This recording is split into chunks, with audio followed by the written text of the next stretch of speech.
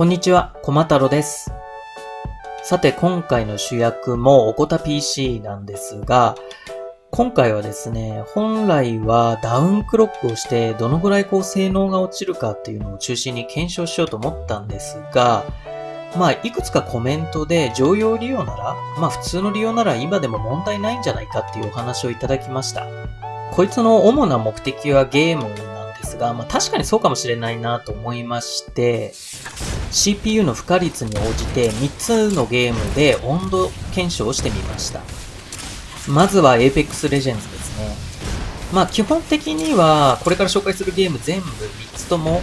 GPU の負荷率はもうマックスなんですが CPU は割と違ってきます。で、このゲームに関しては特徴的にあんまり CPU を使ってないんですね。で、録画も入れてだいたい 20% から35% の間ぐらいを行ったりする割と低めなゲームです。で、だいたい今これ30分から40分ぐらいやったんですが、温度は76度から77度ぐらいで一定となっていて、特に問題はありませんでした。続いてはエースコンバット7です。こちらは先ほどの Apex Legends よりも CPU の負荷率が高めで、だいたい40代後半から 65% 台で推移しています。こちらも30分ぐらいずっとプレイをしていて、先ほどよりはさすがに高くなっちゃうんですが、それでも90度から91度ぐらいで一定になるので、こちらも問題なくプレイできるゲームとなっています。そして最後がアサシンクリードオデッセイです。このゲームは GPU と CPU 両方ともかなり高負荷で使うゲームなんですが、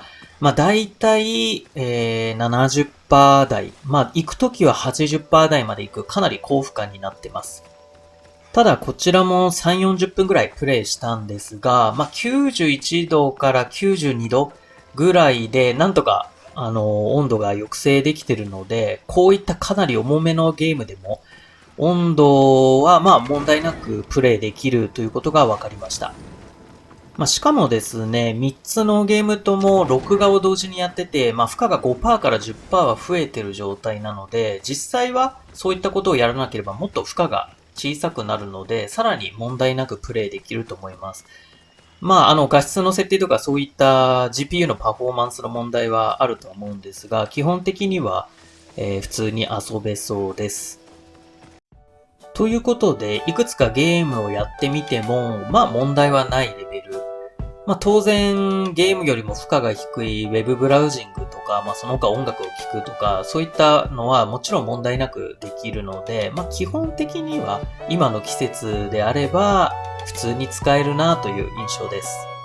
なので、今回のケースにおいては、このノクチュアの CPU クーラーを、逆ですね。ファンの向きを逆にした状態であれば、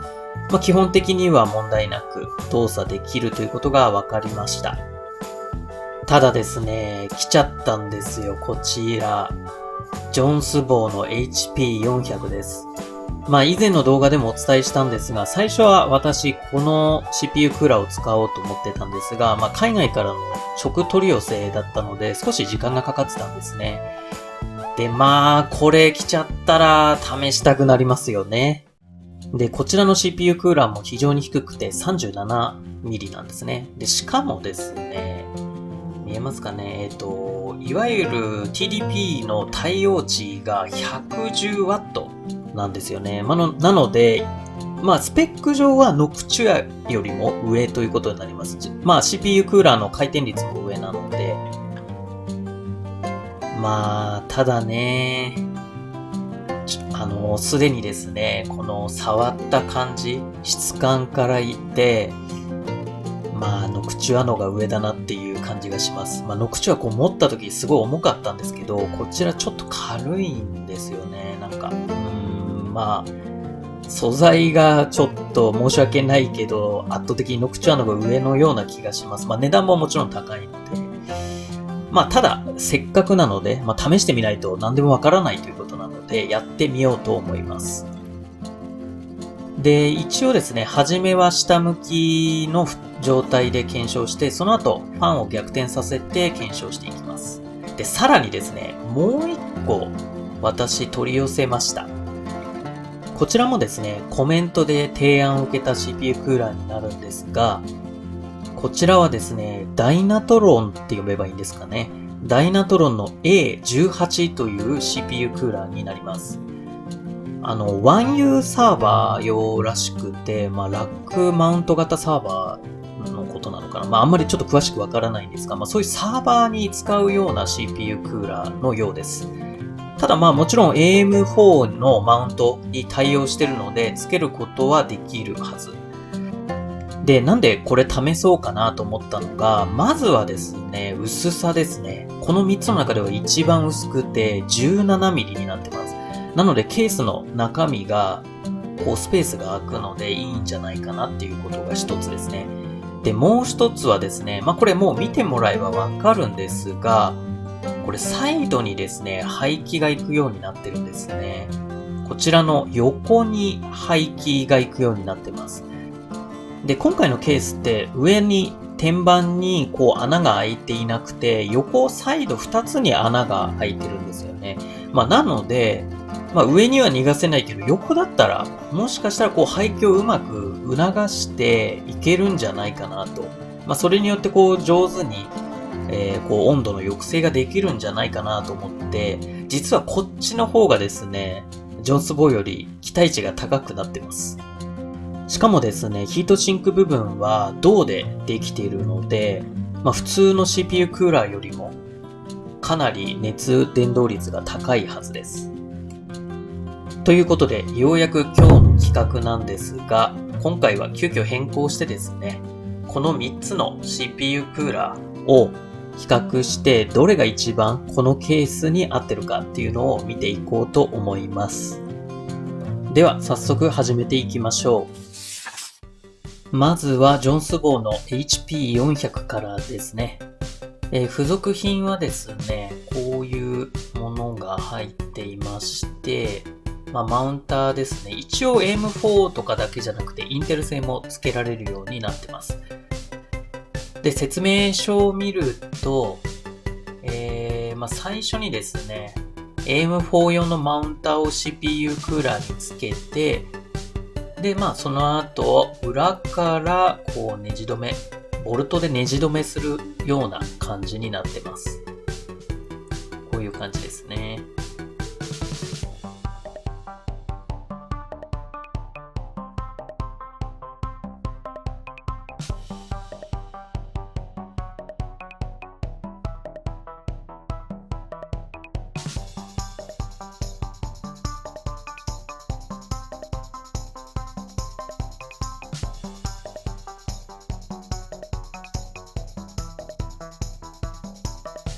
装着終わりました。まずは吹きかける形でテストをしていきます。OCCT です。10分間高負荷をかけていきます。はい、まだ4分になってないところなんですが、結果的にダメでした。もうすでに温度が高温になっていて、ノクチュアの場合は同じ吹きかける状態であっても、7、8分はもうここの温度まで耐えられたので、明らかに冷却性能はちょっと下がってるということがわかります。さて、続いてはジョンスボーの CPU ファンを逆にしようと思ったんですが、どうやらですね、逆にするとフィンの部分に干渉してしまってうまく回りませんでした。よってですね、この逆タイプはできないので、このケースにおいてはちょっとジョンスボーの HP400 は使えないですね。続いてはダイナトロンつけていきます。CPU グリスついてるんですが、同条件にしたいので、ちょっともったいないですが、拭いてつけていきます。ダイナトロンも同じくバックプレートがついてます。でですね、3M って書いてあって、これ粘着テープだと思うんですが、このタイプ初めてなんですけど、なんでついてるのかなと。で、おそらくこの CPU クーラーが6000回転でかなり高速だからしっかり固定した方がいいっていうことなんですかね。ただ今回試作になるので、ちょっと貼り付けるのは嫌だったので、このまま使っていきたいと思います。でですね、CPU クーラーの廃棄方法なんですが、コメントの中でこのアスロックのヒートシンク側を廃棄にした方がいいということがあったので、この方向で、今の動画の方向でつけていこうと思います。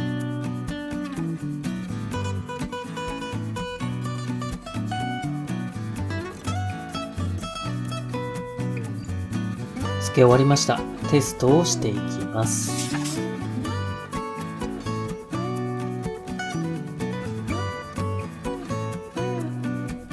まだですね、1分も経ってないんですが、温度の上がり方が異常です。で、最初これなんでこんなになってしまうんだと思ったんですが、CPU クーラーを取り外した時に分かりました。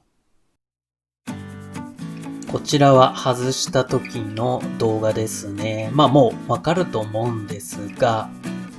CPU クーラーと CPU が圧着できてないんですね。グリスが伸びてませんので。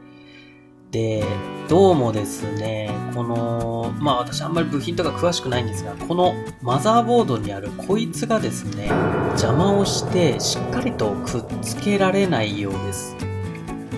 なので、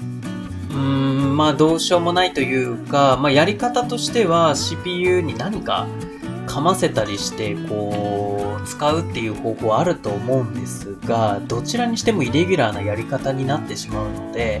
このケース、このマザーボードの選択においては、ダイナトロンのこの CPU クーラーはちょっと使えないということになります。ということで、残念ながら今回の組み合わせではジョンスボーとダイナトロンの CPU クーラーをスムーズに使うことは難しそうです。なので今回はノクチュアのこの CPU クーラーを使うのが一番ベストな選択と言えそうですね。ただ個人的にはこの3つの性能差は比較してみたいので、また別のケース、別のマザーボードを使うなどして比較動画をいつか上げてみたいと思います。でですね、次回はやっぱりダウンクロックの検証をしてみようと思います。というのも、ノクチュアのこの CPU クーラーかなりいいなと思ったんですが、値段がやっぱちょっと張るんですよね。なのでトータルコストが上がってしまいます。せっかくの CPU の能力を 100% 引き出せないというのはちょっと残念なんですが、代わりに見合うコストの安さがあれば、あとは実際にゲームなどしてそんなに性能差を感じなければ全然やり方としてはあるんじゃないかなと思います。ということで今回はこの辺りで、マザーボードを破壊してしまった私に慈悲の高評価またはチャンネル登録よろしくお願いします。それではまた。ありがとうございました。